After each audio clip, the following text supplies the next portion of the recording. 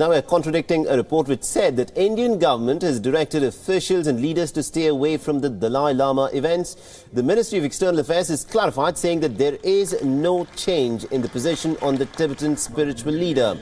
Now, the Ministry of External Affairs statement said, and I quote, "The government of India's position on His Holiness the Dalai Lama is clear and consistent.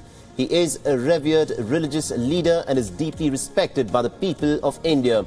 There is no change in that position. His Holiness is accorded all freedom to carry out his religious activities in India." Now, earlier, an Indian daily had reported that the government has advised its officials to stay away from events hosted for Tibetan spiritual leader Dalai Lama, citing a very sensitive time for bilateral relations with China. All right, now for more on this, we're joined in by our political affairs editor, Kartikeya Sharma. Kartikeya, this is an interesting bit of a development that has come. There were reports which suggested that perhaps there was an effort by the Indian government to try not get Indian officials to take part in the events of Dalai Lama, but now the Ministry of External Affairs has given out this clarification. How do you read this development?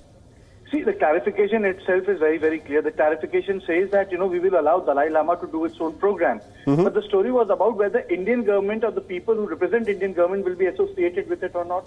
I don't think so they will be associated. So the story stands correct. Nowhere in the clarification they have denied that the letter has not been written. Nowhere in the clarification they have denied that no ministers will continue to meet Dalai Lama.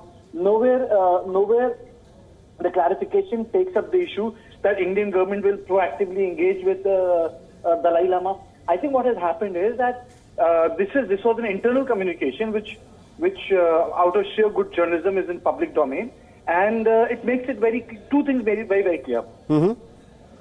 If there is no realism in public mood or nationalism-inspired constituencies, but there is realism in Modi government. Right. And the realism is that China is emerging as a superpower under the new dispensation, with third term going to Xi Jinping, and it has to be acknowledged. And Indian statecraft needs its own recalibration in order to engage China. Right. Look what has happened. In Maldives, China has opened a base and India has not said a word. So China is trying to curtail India. But the fact of the matter is, the strength difference between India and China is vast, but India is the only power which stands next to China when it comes to Asia. So the issue is that India wants to keep a policy of its own autonomy, of its own independent Indo-Pacific region without provoking China. I would say the text of the message is, do not provoke China. Okay. Kartikeya, but interestingly, last year in the month of April, Dalai Lama visited Arunachal Pradesh. This was something that was very strongly objected to by China. But India said that Dalai Lama is a guest in India and he is free to travel throughout the length and breadth of the country. Do you think there is going to be a change in terms of that posturing by India with respect to China? I think the India-China relationships are over tough posturing because, the China's wait-and-watch policy is over. China is expanding. China has actually converted the loose reefs into a military base in South China Sea. It is about to create a base in Maldives. Right. So China is all over Asia. China is a reality which we Americans have accepted it. That is why Americans, the so-called force projection in Asia has weakened over a period of time. But saying that, I would say, bottom line here is that the government is being pragmatic. You see, that's the point I want to make. Even if the political constituency charged with supporting BJP goes into a hyperbole, it shows at least the government is not in a hyperbole mood. There is a sense of realism in Modi administration, right. But China should not be provoked. And I think that's a fair play.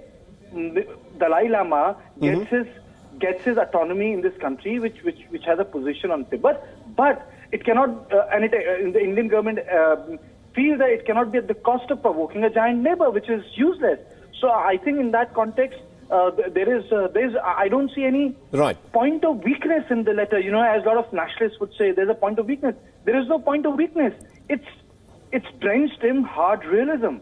Absolutely, indeed. We'll have to leave there. Thank you very much indeed, Kartikeya Sharma, for having joined us and given us that very interesting input. So India has said it's very clear its position on Dalai Lama is consistent.